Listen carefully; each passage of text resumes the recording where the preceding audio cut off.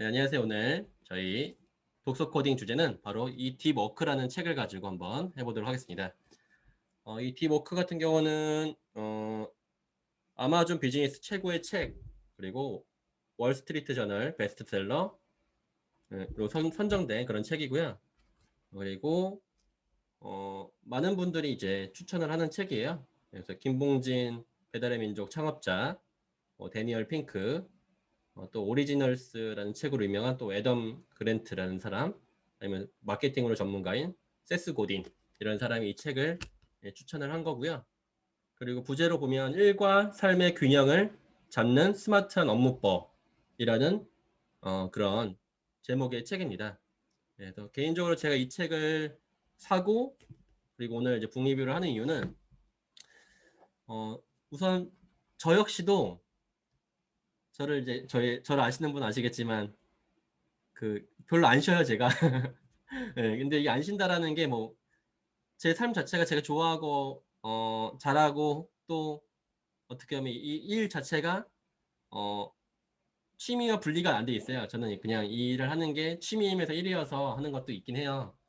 근데 요즘에 계속 고민인 게, 제가 이제 사업적으로도 되게 다양한 분야의 사업을 하는데 너무 많은 일들을 하는데 그렇기 때문에 이제 불안한 마음 속에서 일을 못 놓고 있단 말이죠. 새벽까지 일을 하고.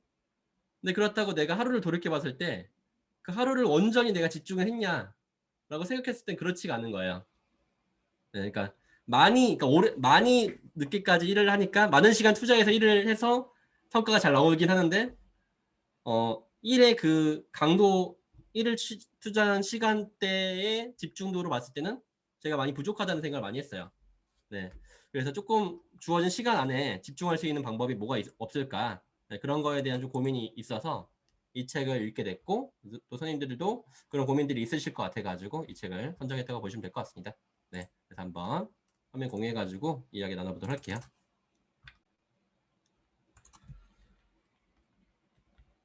네, 우선 도서 개요 설명해 드리면, 제목은 딥워크, 말씀드렸다시피 일과 삶의 균형을 잡는 스마트 업무법이라고 되어 있고요. 전 민음사 하면 삼국지가 생각이 나는데, 네, 그렇죠? 네, 그 민음사라는 출판사고, 네, 칼 뉴포트라는 저자가 이 책을 지는데 이따 소개하겠지만, 조지타운 대학교 컴퓨터공학과 조교수로 지금 있으신 분이고요. 네, 목차로 보면 딥워크란 무엇인가, 또 딥워크를 실행하는 4가지 규칙은 무엇인가, 뭐 이런 구성으로 되어 있습니다. 네. 그리고 이 저자에 대한 이해를 좀 해보면, 이 저자는 우선 30년간, 이거 좀 잘못됐네요.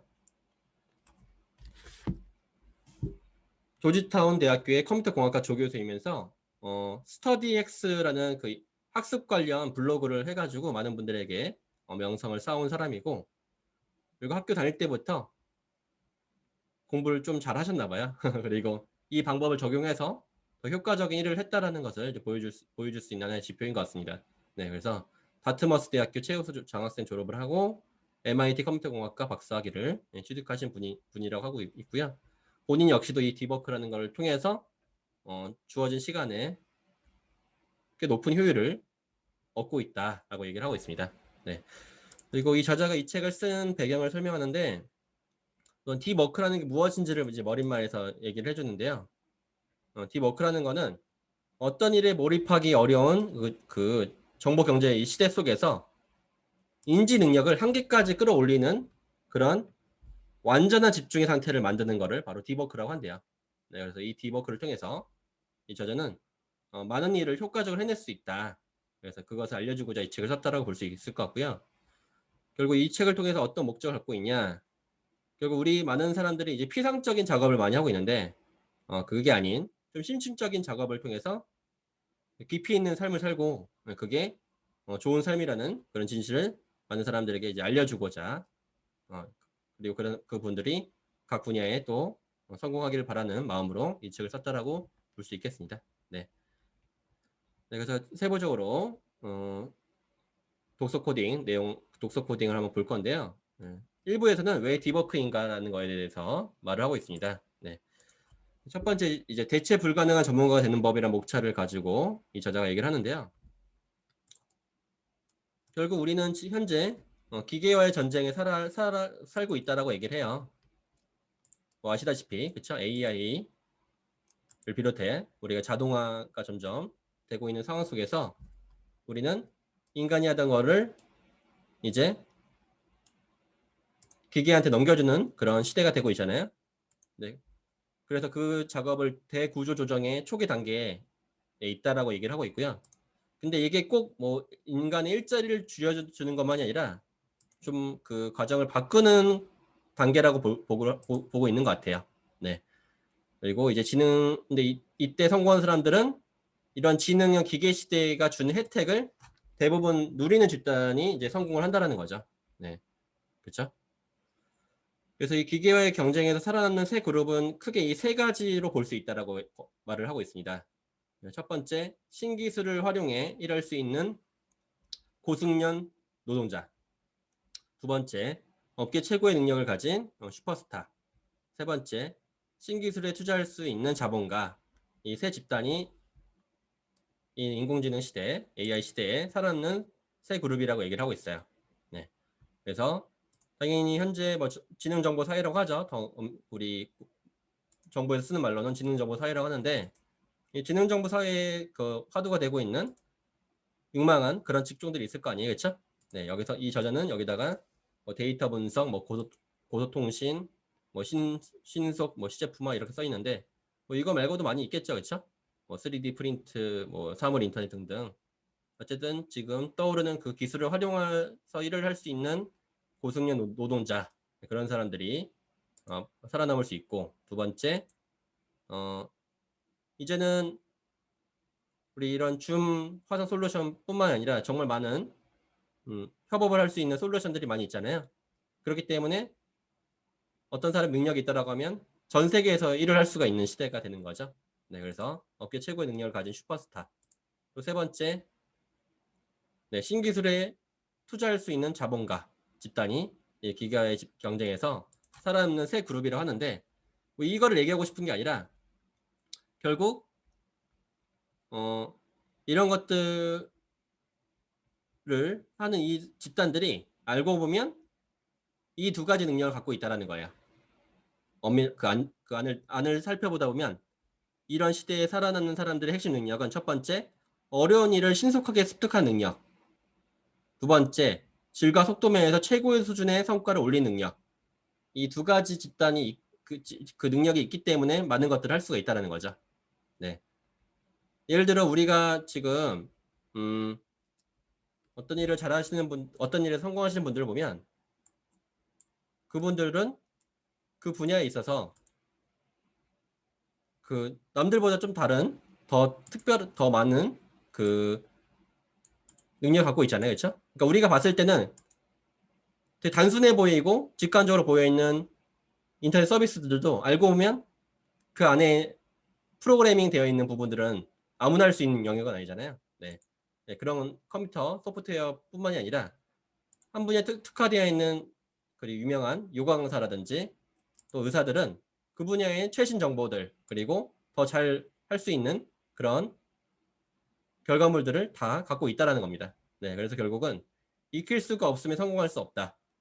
네, 그래서 우리가 한 분야에 옛날부터 내가 알고 있던 것으로 계속 뭐 10년 전에 배웠던 거를 계속 써먹는 그런 사람들이 되면 안 돼요. 네, 계속 새로운 것들을 배워가면서 그렇죠? 남들보다 더 빨리 적용할 수 있는 그런 능력이 있어야 되겠죠. 네, 그래서 교육업도 마찬가지거든요.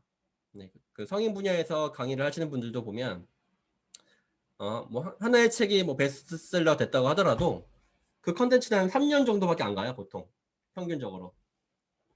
네, 왜냐면 그 기업이나 시장은 시장에서는 되게 냉정하거든요. 그리고 새로운 것들을 계속 찾기 때문에 우리는 계속 새로운 것들을 습득할 수 있는 능력이 있어야겠죠. 그렇죠? 네.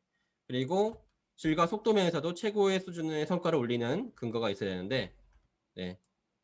그래서 우리가 당연 그 연관되어 있는 이런 기술 습득은 당연한 거고 가치를 만들어내야 된다는 겁니다. 네, 요즘에 이게 상당히 중요한 포인트인데요. 네. 요즘에 정말 좋은 그 상품들이 많잖아요. 근데 거기서 차이를 만드는 거는 결국 가치예요. 뭐 진정성 등등, 그렇죠? 그러니까 프로그래머 여기 저자도 프로그래머들이 그 프로그래밍 능력이 중요한 것만이 아니라 그걸 통해서 예를 들어 뭐 페이스북이라든지, 그렇죠? 이런 구체적인 서비스 있잖아요. 많은 사람들에게 도움이 되는 그런 서비스를 만들어내는 게 가치라는 거죠. 네, 그래서 가치를 생산하지 못하면 성공할 수 없다. 또 익힐 수 없다면 성공할 수 없다. 이 두 가지가 앞으로의 사회에 되게 중요한 능력인데 결국 이거를 하기 위해서 디버프가 필요하다는 거예요. 네. 그래서 여기 되게 자세한 그런 사례들을 들고 있는데요. 외국의 사례들이 대부분이기 때문에 우리가 이 사람들에 대해서 잘 모를 수 있겠지만 저희 생각 코딩 강의를 많이 들으신 분들이면 자주 나오는 사람들이 나옵니다. 제가 강의할 때 에릭슨이라는 사람과 데니얼 코일이라는 사람의 얘기를 많이 했거든요, 그동안. 네. 이따 보도록 하고. 첫 번째 20세기 초에 출간된 공부하는 삶이라는 것을 쓴 이 저자는 이런 얘기를 했대요. 두뇌를 렌즈로 만들어 주의를 모으고 무엇이든 머릿속에 떠오른 생각에 온전히 정신을 집중하라. 네. 어떻게 보면 이 디버크 저자가 이 말을 좋아하는 말인 것 같아요. 마지막까지 이 말을 하거든요. 네. 그래서 결국 배움에는 강한 집중력이 필요하다는 얘기를 하고 있다고 볼 수 있고요. 그리고 이제 디버크를 해야 되는 근거로 이 에릭슨과 데니얼 코일을 이 사람의 말을 주의 깊게 들으셔야 되는데요. 제가 항상 말씀드리잖아요.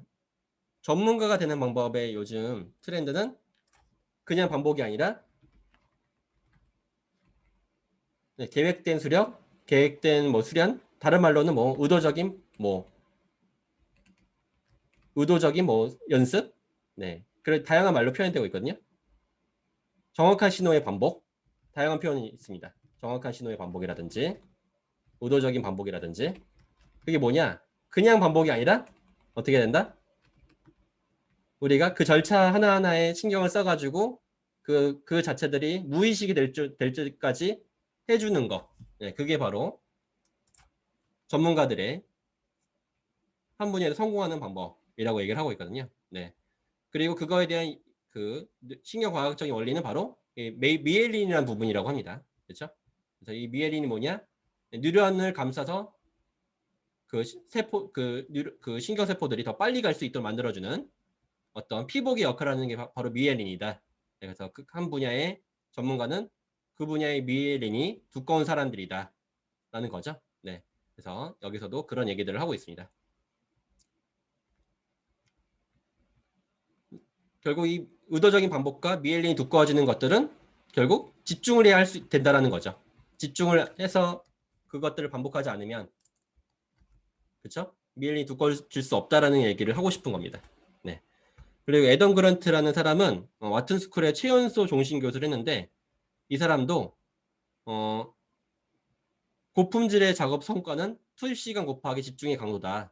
그래서 시간만 많이 투입되는 것이 아니라 집중의 강도도 높아져야 고품질의 작업이 가능하다는 얘기를 하고 있어요. 네, 그리고 이 소피 리로이라는 교수도 우리가 A에서 B 작업을 넘어갈 때 그 A 작업의 주위의 잔류물이 계속 남아 한동안 주위가 계속 분산되는 이 현상인 주위 잔류물이라는 얘기를 하고 있는데요. 결국 우리가 어떤 일을 할 때 내가 집중의 강도를 높여가지고 완전히 끝났다는 생각이 들 정도로 해야 이 주위 잔류물이 안 나온다는 얘기를 하고 있는 것 같습니다. 네. 계속 집중해서 뭔가를 해야 된다는 얘기를 이렇게 한국 학자들의 연구 근거를 들어가지고 얘기를 하고 있어요. 네. 근데 물론 이 디버크 없이도 성공한 사람은 있다. 여기서는 이제 페이스북의 창립자 얘기를 하면서 페이스북이 아니라 트위터의 창립자 얘기를 하면서 대기업의 이제 고위 임원들은 다양한 일들을 처리해야 되는 경우들이 많다. 하지만 그렇다고 디버크를 그 사람들이 하기를 어렵다는 상황이라고 하더라도 피상적인 작업을 해야 일을 잘하는 것은 아니다. 그러니까 피상적인 작업이 뭐냐면 뭐 행정적인 업무 처리라든지 뭐 이메일을 보내는 거라든지 그렇죠. 네, 그런 것들 집중해도 하지 않아도 할 수 있는 일들이 있죠. 네, 그런 것들이 피상적 작업이라 할 수 있는데요. 따라서 우리는 산만한 작업 방식이 중요하다는 강력한 증거가 없는 한 디버크를 할 수 있는 그런 상태를 만들어 놓는 것에 대해서 고려를 해야 된다는 얘기를 하고 있습니다. 네.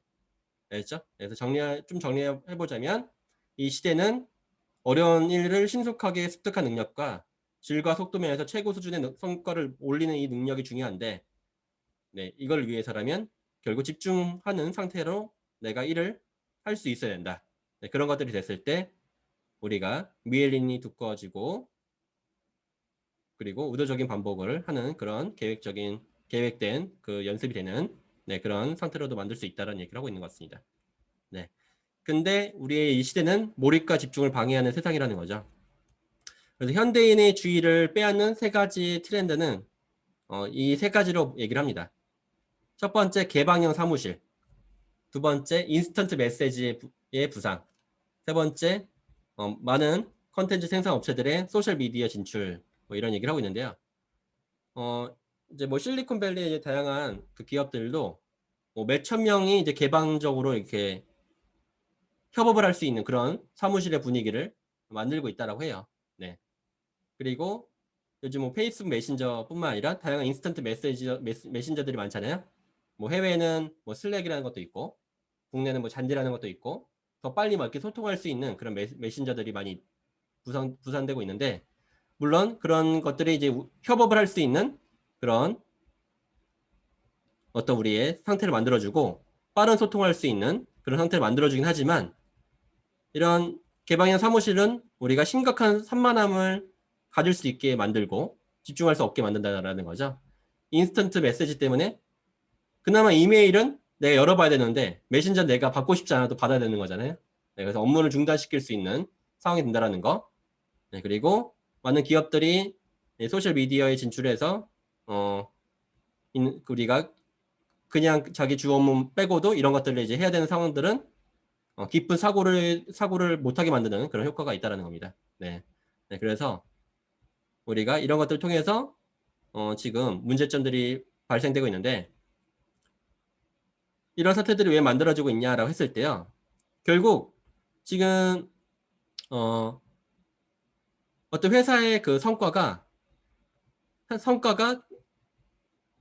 있어서 그 개인이 기여하는 정도를 측정하기가 좀 어려운 사태가 발생되고 있대요. 네. 그래서 결국 이 분주하게 일을 하는 거가 어떤 열심히 일을 하는 것으로 인정을 받고 있는 거라는 거죠. 네. 그래서 야후의 CEO는 재택근무를 이제 재택근무를 하다가 직원들이 그 인터넷에 접속하는 그런 시간이 적은 것을 보고 그 사람들이 이제 일을 안 한다라고 평가를 하지만 이제 그렇게 평가할 수가 없는 시대라는 거예요. 네. 근데 거꾸로 그렇기 때문에 많은 사람들이 열심히 바쁘게 일을 하는 걸 가지고 우리는 일을 열심히 하고 있다. 뭐 그런 그 상황을 만들고 있다라는 것 같아요. 네. 그렇죠? 저도 이런 경험들 많이 하는 게, 내가 오늘 되게 바빴거든요. 바빴다고 생각이 드는데 막상 지나고 나면 내가 뭔가를 이렇게 그 성과를 냈지라고 생각했을 때는 되게 허무한 경험들이 많더라고요. 네, 그래서 우리도 우리의 삶을 한번 다시 돌이켜 봐야 될 것 같아요. 내가 진짜 중요한 것들에 바빴는지, 네, 아니면 그냥 그 바쁜 상황 자체가 내가 열심히 일을 하고 있다고 생각을 하는 건지, 네, 그런 것들에 대해서 좀 반성을 해보셔야 되지 않을까, 네, 그런 생각이 들었습니다. 네, 그래서 뭐 상시 접속 문화 뭐 이런 것들이 우리가 선호가 되고 있는데, 이건 왜 그러냐? 그냥 그렇게 이메일을 빨리 답신을 하면서 뭐 그 자체에 만족을 한다라든지, 그렇죠? 내가 생각 안 하고 다른 사람들은 이렇게 팀원들한테 물어봄으로 인해서 그 순간에 좀 일이 수월하게 되는 느낌이 드는 것 때문에 이렇게 되고 있는 게 아닌가, 그런 생각이 듭니다. 그렇죠? 네. 하지만 이제 우리가 이 집중하는 삶이 되게 중요한데, 그거에 대해서 이 세 가지 관점을 얘기를 하고 있어요. 그래서 신경과학적인 관점과 심리학적인 관점, 뭐 철학적인 관점, 이렇게 세 가지로 얘기를 하고 있는데요. 우선 신경과학적인 관점으로는 무슨 말을 하냐면, 두뇌는 우리가 관심을 기울이는 대로 세계관을 형성시킨다라는 얘기를 하고 있습니다. 네. 그래서 이 갤러거라는 사람이 몰입, 생각의 재발견이라는 책을 쓰는데, 이 저자가 암에 걸린 거예요. 근데 그 암에 걸렸다라는 그 힘든 사실을 어떻게 전환을 시켰냐면 그 저녁에 즐기는 그 말티니, 그러니까 어떤 취미 생활에 나의 생각을 더 집중했대요. 네, 그런 긍정적인 부분으로 더 집중했더니 삶이 즐거워지는 것을 발견했다라는 것을 얘기하거든요. 네, 그래서 이런 사례를 들면서 우리가 우리의 생각을 몰입 상태로 충분히 시간을 보내면 우리의 정신이 세상을 의미와 중요성이 넘치는 곳으로 이해를 할 수 있다라는 얘기를 하고 있고요. 따라서 피상적인 일에만 매달리면 우리가 기운 빠지고 속상한 하루를 보낼 가능성이 높으니까 좀 더 어떤 하나에 몰입을 하는 그런 생각을 가져라라는 얘기를 하고 있습니다. 네, 그리고 뭐 몰입이라는 책으로 되게 유명한, 그쵸? 칙샌드 미아이라는 학자의 심리학적인 관점을 얘기해봤을 때 이 저자는 그 몰입 이론을 통해서 사람들은 일할 때 더 행복하고 쉴 때 덜 행복하다라는 것을 이제 객관적으로 과학적으로 밝혀냈대요. 네, 그래서 왜 그러냐면 일에는 그 목표와 피드백, 과제가 내재되어 있고 무료한 시간은 체계라는 게 없으니까 우리가 즐길만한 대상으로 구체화시킨 데 노력이 좀 많이 든다는 거예요. 네, 그래서 이 저자는 이 틱샌드 미아이의 이 몰입 이론을 통해서 우리가 일을 할 때 더 행복할 수 있는 그런 객관적인 근거가 있다라는 얘기를 하고 있고요. 그리고 우리가 결과보다는 장인 정신과 같은 그 일에 대한 접근법을 통해서 우리는 일과 삶의 의미를 부여할 수 있다라고 얘기를 하는데요. 근데 이런 장인 정신을 기르려고 할 때 우리는 반드시 몰입을 해야지만 가능하기 때문에 디버크에 대해서 우리가 관심을 가져야 된다 얘기를 하고 있습니다. 네, 그래서 뭐 이런 이론적 근거들을 대는데 일부를 거의 다 쓴다라고 볼 수 있고요. 다양한 사례들이 나와 있기 때문에 한번 책을 읽어보시면 좋을 것 같습니다. 네, 그래서 일부는 이 시대적인 상황에 봤을 때도 이 디버크가 중요하고 그리고 몰입과 집중을 방해하는 이런 세상이 있지만 그런 것들이 꼭 바람직한 것은 아니다라는 얘기를 하고 있고요. 그리고 집중하는 삶에 대해서는 다양한 관점을 봤을 때도 되게 중요한 의미를 갖고 있다. 뭐 그런 얘기를 통해서 디버크의 중요성을 말을 하고 있다라고 볼 수 있겠습니다. 네. 그래서 2부에는 이제 구체적으로 디버크를 실행하는 4가지 규칙을 얘기하고 있거든요. 이것만 좀 잘 알아두시면 될 것 같아요. 첫 번째, 몰두하라. 두 번째, 무료함을 받아들여라. 네, 세 번째, 소셜 미디어를 끊어라. 네 번째, 피상적 작업을 차단하라. 저는 개인적으로 이거를 하는 것은 이제 습관과도 연관이 되어 있는 것 같아요. 그러니까 습관을 또 만들어내는 거는 환경을 만들어내는 거나 그 아주 밀접한 연관이 있다고 말씀드린 적이 있을 거예요. 제가 다른 북리비 특강 헤빗이라든지 아주 작은 습관의 힘, 뭐 북리비 특강 한 적 있거든요. 그 영상을 꼭 한번 봐보세요. 그래서 이 디버크를 하려고 하면 그런 환경을 잘 만드는 게 중요한데요. 그런 것들에 대해서 일부에서 얘기를 하고 있습니다. 뭐 전체적으로 다 얘기한다고도 볼 수도 있고요. 또 1번 몰두하라. 디버크 습관을 개발하는 전략. 여기서 어떤 얘기를 하고 있냐면요. 우선 디버크 습관 개발의 열쇠는 우리 의지력의 정도를 최소화하는 일과와 의식을 수립하는 거 이렇게 얘기를 하고 있는데요. 네. 우선 이 디버크를 우선 일상의 습관으로 접목하는 4가지 방식이 있는데 크게는 이렇게 4가지가 있다라고 해요. 첫 번째, 수도승 방식. 두 번째, 이원적 방식. 세 번째, 운율적 방식. 네 번째, 기자 방식. 완전히 극도로 모든 것을 다 포기하고 자기가 집중하는 일은 바로 이 수도승 방식이에요. 네. 무조건 그거 하나에만 집중하는 방식. 그게 바로 수도승 방식이라고 얘기하고 있고요. 아주 극단적인 방식이죠, 이거는. 네. 모든 것을 다 끊어버리고 네, 절에 들어가는 것 같은 네, 수도승 방식인 거죠. 네. 근데 우리는 이렇게 할 수 있는 사람들은 거의 없을 거죠, 그렇죠? 네, 그래서 보면 많은 사람들이 할 수 있을 만한 방식이 바로 이원적 방식과 운율적 방식인데 이원적 방식이 뭐냐면 시간을 분명히 나눠가지고 일부는 디버크에 하려 하고 나머지는 다른 일들을 하려 하는 건데 이원적 방식이랑 운율적 방식 둘 다 시간을 나누는 건데요. 이원적 방식은 하루 단위로 하는 거예요. 그러니까 예를 들어 4일 뭐 3일 동안은 뭐 내가 행정적인 업무나 강의 업무를 하고 뭐 나머지 시간 동안은 내가 책을 쓰거나 뭐 연구하거나 뭐 그런 것들에 시간을 둔다라든지. 그래도 좀 나의 시간들을 내가 설정할 수 있는 사람들이 할 수 있겠죠. 그렇죠? 뭐 1인 기업가라든지 그렇죠? 네, 그런 분들이 좀 할 수 있는 방식인 것 같아요. 운율적 방식은 그 직장인들이 할 수 있는 방식인데 하루에 좀 정해진 시간에 디버크를 하면서 점점 늘려가는 방식. 예를 들어 조금 일찍 일어나가지고 또 그렇다고 막 2, 30분 뭐 그렇게가 아니라 한 2, 3시간 정도 내가 어떤 일에 집중할 수 있는 시간을 가져보는 거죠. 네. 그리고 점점 늘려가는 거. 그런 방식이 바로 운율적인 방식입니다. 네. 그렇기 때문에 이런 것들을 꾸준히 할 수 있는 거라 볼 수 있을 것 같고요. 네 번째는 아예 나의 그 디버크가 일상이 된 사람은 이 기자 방식을 할 수가 있는 거라고 해요. 그 틈이 날 때마다 디버크 모드로 네, 전환을 하는 거죠. 네, 그래서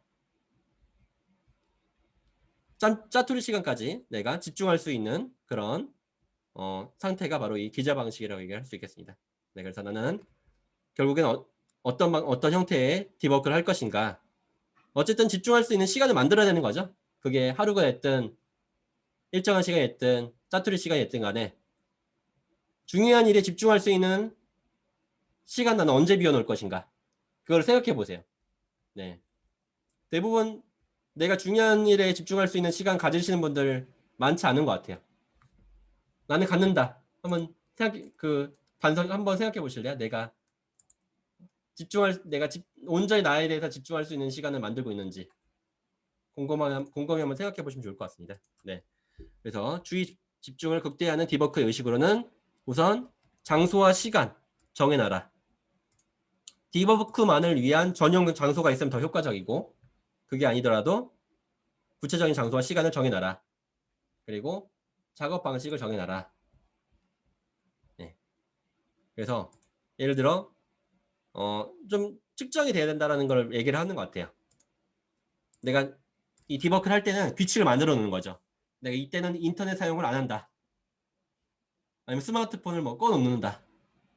그리고 내가 디버크를 한 그런 것은 내가 어떻게 측정할 것인가.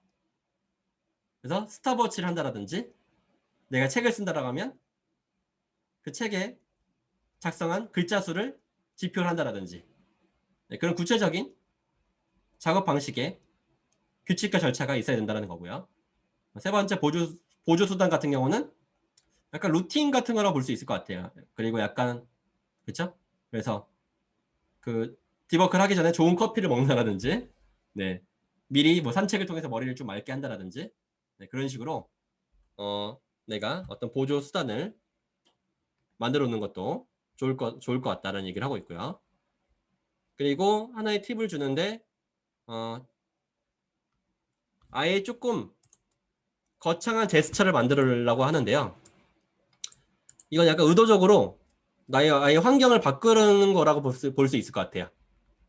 뭐 예를 들어서 조앤 롤링은 해리포터를 지을 때 마지막 죽음의 성물을 완성하기 위해서 5성급 호텔 스위트룸에서 작업을 했대요. 집에서 집중이 너무 안 되는 상황이어가지고. 근데 거기 워낙 집중을 했기 때문에 금방 집에 돌아올 수 있었다라는 얘기를 하고 있고요. 빌 게이츠 같은 경우도 되게 유명한 얘기인데 오두막에서 논문과 책을 읽는 생각 주간이라는 걸 갖고 있거든요. 네, 빌 게이츠 같은 경우는 그런 식으로 약간 환경을 딱 그거에 몰입할 수 있는 환경을 만드는 그런 작업이 거창한 제스처 만들기라고 얘기를 하고 있습니다. 네. 그리고 뭐 함께 디버크하기 이거는 뭐냐면 물론 뭐 개방형 사무실 이런 것들을 비판하고 있지만 이 저자는 그래도 어떤 서로를 더 깊은 수준의 몰입의 단계로 이끌도록 하는 그런 화이트보드 같은 것들을 활용한 그 협업은 디버크를 하는데 도움을 줄 수 있다. 네, 그때 개방형 사무실도 있지만 그 개방형 사무실뿐만 아니라 깊은 사고만을 위한 공간을 좀 분리해 가지고 혼자 집중할 때는 집중하고 서로 대화를 통해서 어떤 시너지 효과를 낼 만한 공간은 또 따로 분리를 하는 게 좋겠다. 뭐 그런 얘기를 하고 있습니다. 네. 네, 그래서 이 디버크를 위한 방법론은 이 네 가지로 얘기를 하고 있는데 이 네 가지를 좀 자세히 보시면 좋을 것 같아요. 네. 이것만 오늘 보셔도 될 것 같아요. 오늘 이 자리에서 이 특강에서 첫 번째 가장 중요한 목표를 수립해라. 어떤 것을 너무 안 해야지라는 생각보다 강력한 소망이 다른 모든 것들을 몰아내도록 만들라는 거죠. 그렇죠? 딱 동기부여가 딱 정해지고 목표가 정해지면 뭐 하지 말라고 해도 안 하게 그냥 안 하게 되는 거죠. 그렇죠? 중요한 것들에 몰입을 하다 보니까. 네, 두 번째, 목표를 위해 디버크에 들인 시간을 지표로 삼아라. 네. 전 이걸 보면서 2번과 3번이 거의 같은 거라 볼 수 있겠는데요. 실제로 고시생들이요. 어떻게 공부를 하는지 아세요? 고시생들은 다 스탑워치를 갖고 있어요. 스탑워치를 갖고 어떻게 하냐면 내가 진짜 집중한 시간만 스탑워치로 재요. 대부분의 고시생들이 하는 거예요. 내가 혼자 공부한 시간만 진짜 집중해서 공부한 시간만 재거든요. 보통 고시 합격하는 사람들은 그 스탑워치가 2년 동안에 하루에 보통 8시간 이상 나와야 된다라고 봐요. 보통 집중한 시간이. 네, 그런 거라고 볼 수 있을 것 같아요. 쉽게 보면. 네, 그래서 우리가 디버크에 드는 시간을 눈으로 확인하게 하고 그런 것들 지표로 좀 삼아보는 거. 네, 그런 것들이라고 볼 수 있겠죠. 네. 그래서 우리가 그런 것들을 원칙 2번 네, 목표를 위해 디버크에 드는 시간을 지표로 삼는 거. 세 번째, 디버크에 드는 시간을 눈으로 확인하는 거. 그 두 가지가 다 함께 이루어진다고 볼 수 있을 것 같고요. 네 번째는 그 성과를 정기적으로 점검하는 자리를 만들어라. 뭐 피드백을 하라는 거겠죠. 그렇죠? 네, 그래서 좋은 점수를 자축하고 나쁜 점수는 이유를 확인한 다음에 향후 좋은 점수를 낼 방법을 파악해라. 뭐 어떻게 보면 우리가 뭐 시간 관리에서 아주 많이 나오는 얘기들인 것 같은데요. 그 시간을 좀 지표로 삼아서 눈으로 확인하고 계속 디버크를 할 만한 그런 동기부여를 가져라. 네, 그때 가장 중요한 목표를 갖게 되면 더 디버크를 하게 된다. 뭐 그런 얘기를 한다고 볼 수 있겠습니다. 네. 그리고 이 저자는 주말과 저녁 시간에 일을 안 하는 사람이에요. 그런데도 많은 것들을 성과를 낼 수 있었거든요. 네. 왜 그렇게 하냐면 이 저자는 이런 이유를 들고 있어요. 첫 번째, 휴식기는 통찰력 높이는 효과를 갖고 있다. 네, 그래서 의식에 쉴 시간을 주면 무의식이 교대해가지고 그 복잡한 문제들을 처리한다라고 합니다. 네, 그래서 무의식을 담당하는 두뇌가 넓은 대역폭을 지녔기 때문에 쉴 때 더 많은 정보를 처리하는 그런 효과를 줄 수 있대요. 네, 그래서 객관적인 걸 든 것 같고요. 휴식기는 집중력을 회복시키는 효과를 갖고 있대요. 네, 그래서 우리가 여기서 어떤 실험이 있었냐면 똑같은 그 비슷한 실험군을 대상으로 혼잡한 도심지를 산책하게 하고 다른 집단은 수목원의 숲길을 걸은 집단 걷게 했어요. 그러니까 산책의 장소를 바꾸게 했는데 숲길을 걸은 집단이 더 높은 성적을 받게 됐다라는 얘기를 하고 있어요. 네, 그게 왜 가능했냐? 바로 주의 회복이라는 그런 효과 때문에 그랬대요. 네, 따라서 뭐 이렇게 아예 자연으로 들어가라는 것도 만 얘기하고 있는 거 아닌 것 같고요. 중요한 거는 그렇죠? 우리가 일과 관련된 생각이 차단돼 가지고 우리가 좋아하는 활동들을 하면 집중력이 회복이 된다. 네, 그런 얘기를 하고 있는 것 같습니다. 네. 세 번째, 일과 후에 하는 일은 되게 그다지 중요하지 않은 경우들이 많대요. 네. 그래서 저도 생각해보면 새벽에 뭔가 일을 열심히 해도 새벽에 하는 일들 중에서 그렇게 성과가 높은 일은 별로 없었어요, 그동안. 그러니까 혼자 생각해봤을 때 새벽에 하는 일들이 집중이 잘 되는 경우들은 많지 않았던 것 같아요. 한 30일 중에 5일 있을까 말까 했던 것 같아요, 저는. 저의 새벽은 뭐 새벽 한두 시, 그러니까 약간 밤을 새는 것 같은 새벽을 말씀드리는 거죠. 네. 그래서 이 저자는 어떤 얘기를 하고 있냐면, 우선 일과를 마치기 전에 이메일과 일정을 확인한 다음에 다음 일정을 짜고 그 다음에 차단 완료라고 스스로 외친대요. 네. 그리고 차단시켜버린대요. 그 이유는 나는 쉬어버린대요. 네.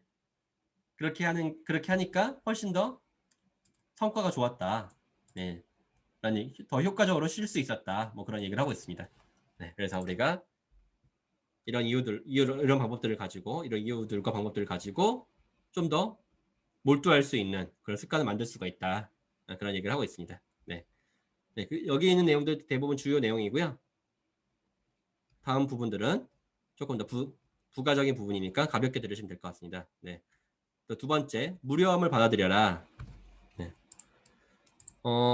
여기서는 어떤 얘기를 하고 있냐면, 인터넷을 현명하게 이제 사용하는 방법들은 우리가 디버크를 할 때 어떤 게 중요하냐? 인터넷 쓰는 시간을 미리 정해놓고 나머지 시간은 쓰지 않는 것이 중요하다라고 얘기를 하고 있어요. 참 어려운 얘기를 하고 있지만 우리 지금 사회에서는. 그래서 우리가 이거를 분명하게 정해야지만 디버크를 할 수 있다. 그런 얘기를 하고 있거든요. 네. 그럼 최소한 뭐 아예 인터넷이 아니더라도 뭐 SNS를 확인하는 시간 또는 이메일을 확인하는 시간, 뭐 카톡을 확인하는 시간 등등을 정해놓는 거, 뭐 그런 것들을 통해서 우리가 할 수 있지 않을까요? 그렇죠? 완전히 인터넷을 쓰는 시간이 아니더라도 뭐 웹툰을 보는 시간, 아니면 연예 뉴스를 보는 시간, 뭐 유튜브를 보는 시간 등등 그렇게 선생님들도 나의 인터넷 사용 시간을 좀 정해놓고 그 이후에는 아예 안 하는 거 그런 것들 한번 목표로 해보시면 좋을 것 같아요. 네. 그리고 이 저자는 데드라인의 힘을 말을 하고 있는데 이 저자는 어떻게 하고 있냐면 우선 우선순위가 높은 어떤 과제를 파악을 한 다음에 그거를 위해서 들이는 시간은 얼마큼 될지를 정하고 그 다음에 그거를 더 빠듯하게 시간을 정해 놓는데요. 그리고 공개적으로 그걸 하겠다고 말을 한대요. 네, 그 다음에 타이머를 정해 놓은 다음에 그 일을 해낸다라는 얘기를 하고 있습니다. 네. 네, 그걸 통해서 우리는 네, 엄청난 집중을 할 수 있다. 네, 그런 얘기를 하고 있어요. 네, 그래서 선생님들도 나중에 후회하더라도 그렇죠? 이렇게 내가 해야 될 만한 상황을 만드는 게 중요하겠죠? 제가 맨날 말씀드리지만 저도 제가 책을 읽고 선생님들에게 이제 어떤 서비스를 하기 위해서 이 시간을 제가 정해 놓은 거잖아요. 북리뷰 특강 시간을 제가 정해 넣어버린 거잖아요. 네. 그러니까 저도 오늘 오늘 오후부터 한 거란 말이죠. 그럼 엄청나게 집중 안 하면 못하는 일이에요, 이게. 예, 그러니까 저도 다른 거 다 꺼놓고 이걸 하고 있는 거죠. 네. 네, 그렇게 우리가 어떤 일을 시간을 정해 놓으면 그 일을 할 수밖에 없기 때문에 일주일에 한 번 정도는 이 실험을 한번 해보고 그걸 좀 늘려가 보라는 얘기를 하고 있습니다. 네, 그래서 선생님들도 내일에 어떤 디버크를 할 만한 그런 디버크 데이 네, 그런 것들 정해보는 것도 좋을 것 같아요. 네. 그리고 이 저자는 생산적인 명상을 하는 걸로 산책을 해보라고 하는데 이때 잡념과 되새김에 주의를 하고 그러니까 이미 알고 있는 거 되새기는 시간보다는 그 산책을 할 때 내가 어떤 새로운 문제를 더 깊이 파고드는 그런 것들에 대해서 더 산책을 할 때 생각을 해보면 좋다. 그리고 이때 생각을 좀 구조화하는 시간을 가져봐라. 뭐 그런 얘기를 하고 있습니다. 네, 그래서 어떤 게 문제다.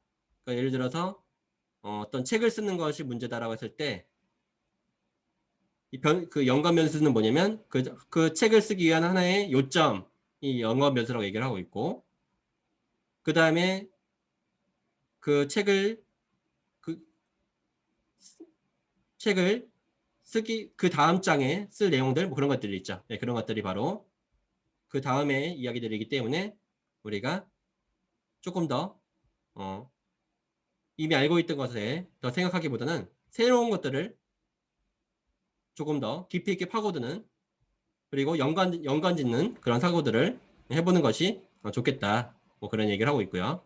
그리고 이때 좀 집중력을 높이는 훈련으로 뭐 D영역 대회 나오는 사람들이 하는 그런 카드짜 외우기 네, 그런 것들도 한번 해보면 좋다라는 얘기를 하고 있는데요. 네. 그런 것들은 뭐 하나의 방법일 뿐이지 꼭 이걸 꼭 해야 된다 뭐 그런 얘기는 하지 않습니다. 네. 그래서 우리가 이렇게 무료함을 받아들이는 그리고 우리가 뭐 휴식을 취하는 그리고 산책을 하는 뭐 그런 시간들도 그냥 그대로 받아들이는 것들도 우리가 디버크를 하는 데 있어서 중요한 하나의 방법일 수 있다. 뭐 그런 얘기를 하고 있는 것 같습니다. 예를 들어 우리가 쉬는 시간에 무조건 우리는 어떻게 해요? 스마트폰을 들잖아요. 네, 그리고 얼른 뭔가를 찾아보고 그게 쉬는 거라고 하는데 쉬는 거 그냥 아예 쉬어버리는 거죠. 스마트폰을 하면 안 되고 내 머릿속으로만 쉬고 있어야 되는 거죠. 네, 그게 바로 무료함이라는 거예요. 네, 아셨죠? 세 번째, 소셜 미디어를 끊어라. 네트워크 이 도구들을 바라보는 관점은 크게 혜택을 중시하는 접근 방법과 장인 접근 방법이 있는데, 어차피 이 뭐 스마트폰이라든지 이런 네트워크를 활용해서 혜택을 얻을 수 있으면 사용하지 않는 것보다 낫다. 그렇기 때문에 우리가 한다라고 얘기를 하고 있지만, 그거보다는 우리가 이거를 그냥 부정적인 영향보다 긍정적인 영향이 큰 도구만 선택하는 것이 더 좋은 사고 방식이라는 거죠. 예를 들어서 SNS를 하는 거, 물론 우리가 그걸 통해서 페이스북을 통해서 많은 사람과 소통할 수 있는 그런 장점이 있다라고 하지만 그 자체가 우리 삶에서 정말 큰 영향을 미치냐, 그런 것들을 객관적으로 판단을 해보라는 거예요. 근데 그렇지 않다고 판단됐을 때는 남들이 한다라고 하는 게 아니라 나는 포기해볼 수도 있어야 된다는 얘기를 하고 있어요. 네. 그래서 나의 목표에 미치는 영향을 신중하게 탐색을 하고 그때 나의 어떤 고차원적인 인생의 목표와 직업적인 목표가 뭔지 그 목표를 달성하는 두세 가지의 어떤 주요 활동들을 나열해보고 그거를 이 네트워크 도구가 충족시켜 주냐 아니냐를 판단했을 때 그게 아니라면 하지 말아야 된다는 겁니다. 그렇죠? 네. 네, 그런 생각을 한번 해보시는 얘기고요. 네 번째, 이제 피상적인 작업을 차단시켜라. 이걸 통해서 디버크를 위한 시간을 확보할 수 있다라는 얘기를 하고 있는데요. 구체적으로 이 5가지 얘기를 하고 있습니다. 첫 번째, 하루의 계획을 분 단위로 세워라. 두 번째, 과제의 깊이를 파악해라. 세 번째, 피상적 작업의 비율을 줄여라. 네 번째, 5시 30분까지 일을 마쳐라. 다섯 번째, 연락하기 어려운 사람이 되라. 이 5가지 얘기를 하고 있습니다. 네, 이런 얘기를 하고 있는데요. 그래서 하루의 계획을 분 단위로 세워라. 그런 얘기는 잠시만요.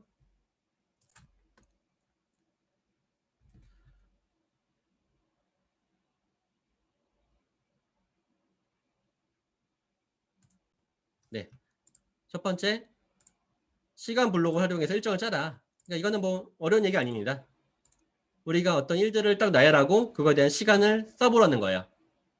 물론 이걸 이렇게 하다 보면 우리가 예기치 못한 일들이 많이 있을 수 있지만 그래도 이 일을 하면 즉흥적으로 일을 하는 것보다는 훨씬 더 할 일들을 신중하게 생각하고 창의적인 통찰을 더 많이 할 가능성이 크다라는 거예요. 네, 그래서 이거를 완벽하게 딱딱 지키는 게 중요한 게 아니라 그 자체의 행위 자체가 중요하다는 얘기를 하고 있고요. 두 번째, 과제의 깊이를 파악해라 라는 거는요. 그게 이제 피상적인 작업인지 심층적인 작업인지 그러니까 나의 디버크를 해야 될 작업인지 아닌지를 파악해 보라는 거고요. 그게 파악이 됐다면 어떻게 하라는 거예요? 네, 디버크의 비율을 더 높이라는 거겠죠, 그렇죠? 네, 그 어려운 얘기 아닌 것 같고요, 그렇죠? 네, 그래서 그냥 무작정 하고 하는 그런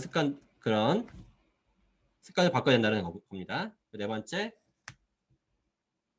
최대한 어떤 정해진 시간 안에 일을 마치고 나머지 시간들은 휴식의 시간을 가져야지만 디버크를 할 수 있다는 거죠. 네. 그래서 보면 제 고시 공부하는 분들도 일요일은 거의 쉬어요. 그만큼 6일 동안 열심히 공부를 했기 때문에 하루에 안 쉴 수가 없는 거거든요. 네, 그러니까 어떻게 보면 정말 집중하는 사람들은 안 쉴 수밖에 없는 거예요. 그렇죠? 우리가 하루 종일 열심히 일을 하고 있는 거는 내가 계속 열심히 일을 안 했기 때문에 계속 일을 하고 있는 거죠. 네. 그래서 요즘에 주 5일 근무제, 뭐 주 4일 근무제 하는 거 아시죠? 회사들마다 주 4일 근무하기도 하는데 그게 그냥 하는 게 아니라 복지만을 위해서 하는 거 아닌 거 아시죠? 주 4일 근무를 하면 그 시간 안에 더 집중하게 된대요. 네, 연구 결과들이 그렇게 나와 있어서 네, 그렇기 때문에 우리도 딱 그 시간 아니면 일을 안 하도록 만들어야겠죠. 네. 사실 저도 잘 못하는 건데요. 네. 저도 이제 반성하고 그렇게 이제 해보려고 하고 있습니다. 네. 그리고 연락하기 이제 어려운 사람이 되라라는 얘기는 우리가 첫 번째 이메일 발신자의 필터를 난대요. 예를 들어서 그냥 이메일을 보내라는 게 아니라 저의 삶을 더욱 흥미롭게 만들 제안이나 기회, 뭐 소개할 대상이 있으면 연락해라. 그러니까 조건을 정해놓는 거예요. 이메일을 보내라는 조건을 정해놓는 거죠. 아무렇게나 받는 게 아니에요. 네. 네, 그래서 이렇게 되면 오히려 답신해줬을 때 가치가 더 높아지기도 한다라는 겁니다. 네, 그리고 두 번째, 이메일 하나에 더 많은 일을 담아 놓으라는 거예요. 네, 그러니까 너무 추상적으로 그냥 이렇게 만약 이메일이 왔을 때 어느 그 모임에서 여러분 당신과 만나서 좋았습니다. 언제 시간 되면 커피 한 잔 마셨으면 좋겠습니다. 이렇게 하면 되게 애매모호한 거잖아요, 그렇죠? 네, 그러면 아예 우리가 몇 단계의 조건을 정해주는 거예요. 메시지를 정해주는 거죠. 어떤 뭐 프로젝트로 여러분들 나와 만나려는 건지, 뭐 그게 아니었을 때는, 그랬을 때는 언제 어디서 우리가 만날 건지. 미리 이메일이 여러 번 오고 가고 하지 말고, 네, 그냥 처음 이메일을 답신할 때 많은 것들 담아 놔가지고 그 사람이 한꺼번에 다시 한번 이메일을 쓰도록 한 번에 해결할 수 있도록 만드는 거죠. 네. 가끔 그럴 때 있잖아요. 고객들 중에서 저는 안녕하세요라고 메시지 쓰시는 분들이 너무 그 질문하는 방법을 모르시는 것 같아요. 안녕하세요. 네, 그럼 우리가 네 이렇게 해야 되는 거잖아요. 무슨 일을 도와드릴까요? 그러면 그때 여러 번의 과정을 거쳐야지만 우리가 해야 되잖아요. 그렇죠? 네, 그러니까 우리가 그렇게 하면 우리가 고객일 때도 그렇게 하면 안 되고 우리가 고객들한테 메시지를 받을 때도 최대한 구체적으로 그 안에서 많은 것들 담아낼 수 있도록 만들어줘야 되겠죠. 그렇죠? 네, 그런 작업들이 중요한 것 같고요. 이 저자는 되게 웃겨요. 아예 회신하지 않는 것도 방법이라고 해요. 네, 그래서 이 세 가지 조건에 따라서 자기는 회신하지 않아 버린대요.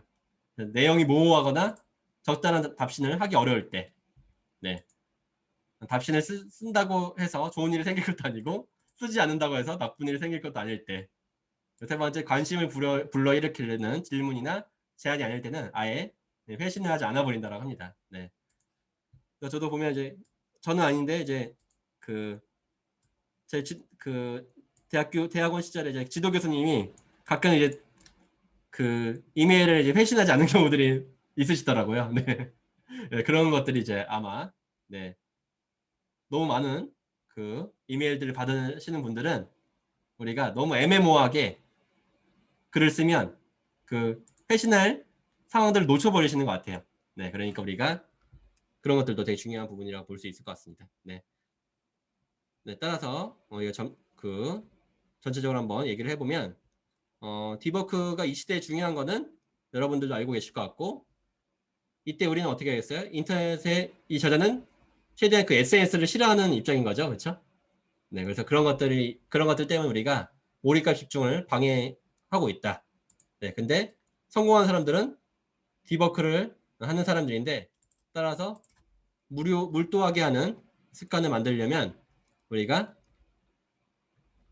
네 가지 방식을 통해서 다양한 장소와 시간을 이 디버크를 할 수 있는 상태로 만들어 놓고 그런 환경을 만들어서 우리는 그리고 또 휴식을 취할 때는 딱 휴식이 취할 수 있는 상태를 만들어 놓는 게 중요하다. 그리고 그냥 무료함 자체도 받아들일 수 있어야 된다. 그래서 명상을 한다라든지 뭐 데드라인을 정해 놓는다라든지 네, 그런 것들을 할 수가 있고 아예 소셜 미디어가 우리의 어떤 목표에 중요한 영역이 아니라면 아예 끊어버리는 상황도 만들어 놔라. 네 번째, 그런 것들을 위해서 우리가 피상적인 작업을 차단하기 위해서는 그 시간에 집중할 수 있는 사람들이 돼야 되는데 연락하기 어려운 사람이 돼야 되고 최대한 업무 시간을 딱 정해놓고 그 시간에 딱 일을 꺼내는 사람이 돼야 되고 그 이후에는 아예 이메일을 열어보지 않는 거죠. 딱 그때 할 수 있는 일만 하고 나머지 시간에 내가 휴식을 취하든 집중해야겠죠. 네, 그리고 하루의 계획을 분단위로 세워가지고 네, 좀 더 생산성 있게 생활을 해라. 그런 얘기를 하고 있는 것 같습니다. 네. 그래서 저는 이 책의 뭐 주제로 봤을 때 결국 디버크는 이 몰입하기가 어려운 이런 정보 경제 시대에 가치 일에 집중해 가지고 이제 최고의 성과를 만들어내는 그런 방법이다 라는 말로 한번 주제를 정해봤습니다. 네. 그리고 뭐 이 책에서 관심 있던 문장들을 보면 그 두뇌는 우리가 관심을 기울이는 대상을 토대로 세계관을 형성시킨다. 뭐 그런 것들도 의미가 있었던 것 같고요. 이 상시 접속 문화가 생활을 수월하게 만들어주는 이유 중에 하나가 쌓여가는 이메일에 신속하게 답신을 보내면서 그 자체의 만족감을 느낀다. 네, 그런 것들이 우리의 현재 삶이다. 뭐 이런 것들도 공감이 되는 이야기였던 것 같아요. 네, 그래서 이렇게 디버크에 대한 독서 코딩을 한번 맞춰봤습니다. 네, 그래서 선생님들도 원래 저를 위해서 읽었던 책이긴 한데요. 네, 선생님들도 이렇게 집중할 수 있는 상태를 만들어 놓으시면 좋을 것 같아요. 네, 그리고 계속 그런 장치를 만들어 놓으시는 걸 통해서 진짜 생산성 있는 일에 집중을 하셨으면 좋겠습니다. 그래서 저 같은 경우도 3월 달부터는 조금 더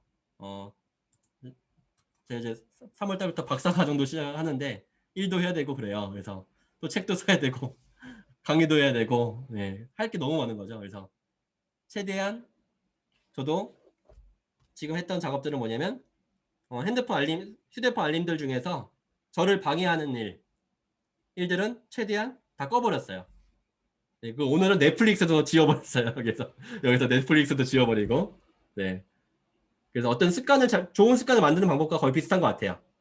네, 그렇죠? 네, 그래서 그렇기 때문에 선생님들이 습관에 대한 북리뷰 때 말씀드렸죠. 우리가 의지가 부족해서 못하는 게 아니에요. 결국 환경을 안 만들기 때문에 우리의 습관이 안 되는 거거든요. 네, 그래서 좋은 습관을 만드는 그런 환경, 몰입할 수 있는 환경, 그런 장치들을 우리가 만들어 놓으시고 그렇게 해서 생산성을 높이시는 분들이 됐으면 좋겠습니다. 네, 여기까지 독립의 특강 마쳐보도록 하겠습니다.